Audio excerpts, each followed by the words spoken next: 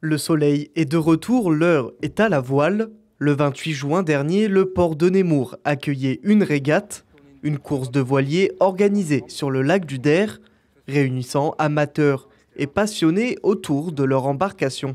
Un événement orchestré par le club du port. Et les bateaux sont souvent un petit peu préparés pour les régates, hein. Ils sont, comme on dit, optimisés. Les skippers, eux, se préparent parce qu'il faut bien savoir manœuvrer, il faut savoir tirer les bons bords, il faut savoir bien régler son bateau. Et le but, c'est que sur une année, on a un challenge du lac du Der. Et c'est d'être effectivement classé dans ce challenge, puisque bien sûr, à la fin de la régate, on est classé. Et à la fin de la saison, hein, sur les 12 régates du lac, on est classé au niveau du challenge. Et on a même les résultats qui montent au niveau de la fédération. Donc on a un classement aussi régional et un classement national. Chaque année, ce rendez-vous est très attendu par les adhérents. C'est l'occasion de sortir les voiles, de profiter du lac et surtout de naviguer ensemble dans une bonne ambiance.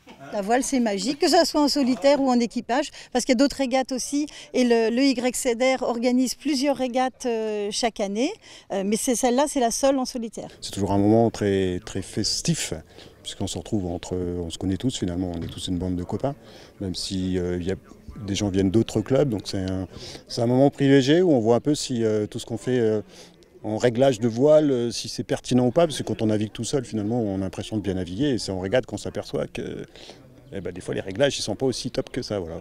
Après une préparation minutieuse, la régate peut débuter. C'est le bateau du comité de course qui donne le top départ avec un coup de klaxon.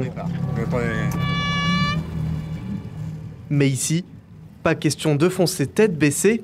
La régate est une affaire de stratégie. Chacun choisit son axe de départ en fonction du vent, du courant et de sa lecture du terrain. Certains privilégient les bords, d'autres le centre, une véritable partie d'échecs sur l'eau où l'anticipation est reine. Aujourd'hui, pas beaucoup de vent, donc une course très tactique. Les bateaux vont faire 3 allers-retours, ils vont aller vers le vent, donc face au vent, pour faire le tour d'une bouée. Ils font le tour et ils reviennent vers la ligne de départ, ils vont faire ça 3 fois. Donc aujourd'hui, comme il y a peu de vent, c'est très très tactique. On a vu tout à l'heure que des bateaux sont partis d'un côté, d'autres de l'autre côté. On a vu qu'il y en a qui ont réussi à en doubler, d'autres parce qu'ils sont passés du bon côté. Donc on est vraiment dans des conditions où la tactique va vraiment faire toute la différence. Le premier bateau a franchi la ligne d'arrivée en 1 h et 20 minutes. Au total, la régate aura duré plus de 2 h 15.